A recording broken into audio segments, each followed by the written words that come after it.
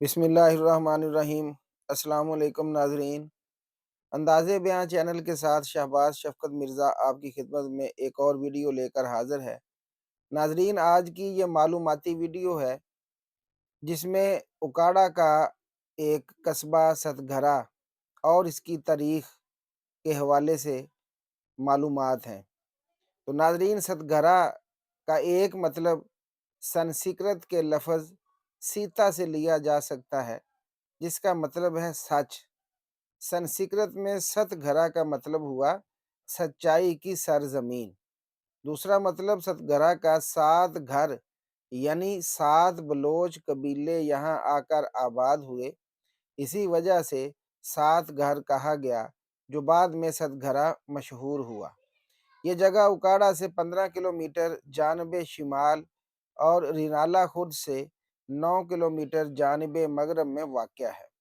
اکاڑا سے جندراکا سید والا روڈ پر گاؤں ستگھرا آباد ہے، جس کی وجہ شہرت عظیم بلوچ سردار میر چاکر رند کا قلعہ ستگھرا اور مقبرہ ستگھرا ہے، اور یہاں کی ایک اور روحانی شخصیت سید محمد غوث بالا پیر امیر سائیں، جن کا تعلق سلسلہ قادریہ سے ہے۔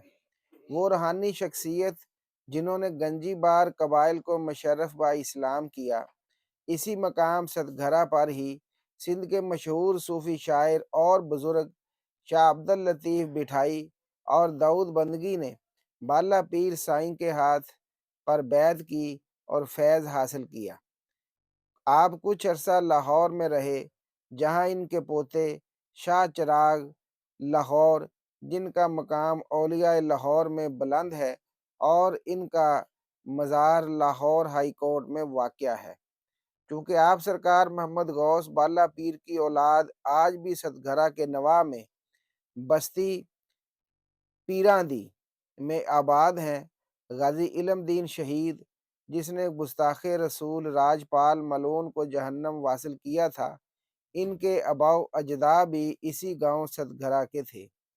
ستگھرا کا مطلب سات گھر، یعنی یہاں بلوچستان سے ہجرت کر کے آنے والے سات بلوچ خاندان تھے، جن کی وجہ سے اس جگہ کا نام ستگھرا پڑا۔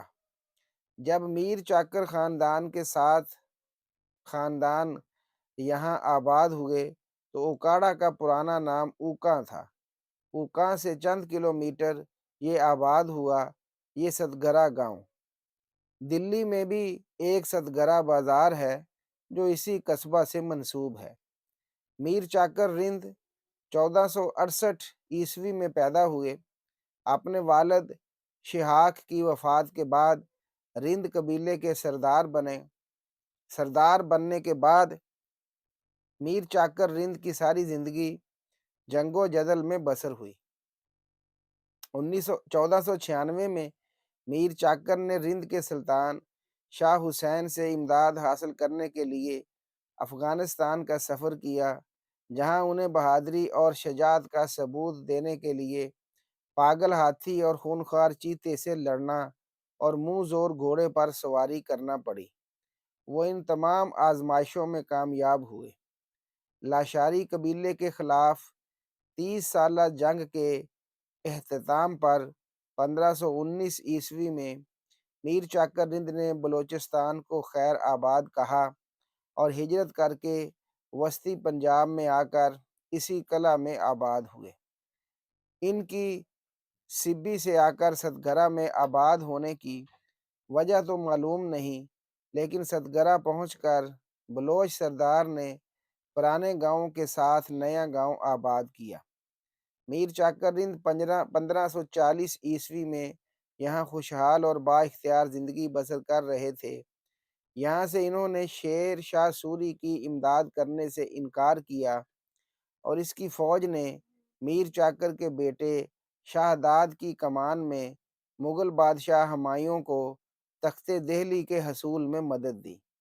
ہمایوں نے انعام کے طور پر ستگھرا سمیت ایک بہت بڑی جاگیر، گھوڑے اور غلام میر چاکر رند کے بیٹے کو دیے۔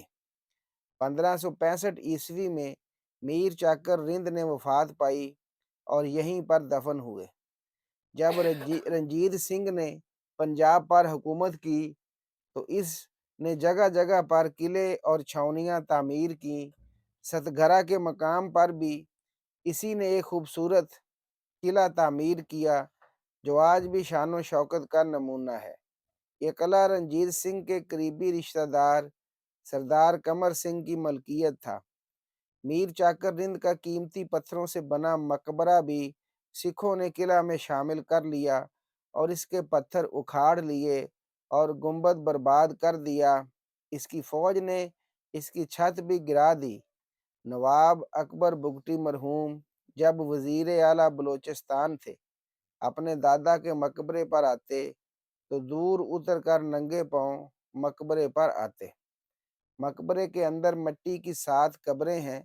میر چاکر اور بی بی ہانی کی قبر درمیان میں اور دونوں جانب ان کے بیٹے مدفون ہیں۔ آج بھی یہ گاؤں آباد ہے اور اپنی تاریخی داستان سناتا ہے کہ اس نے تاریخ کے کتنے عروج دیکھے ہیں۔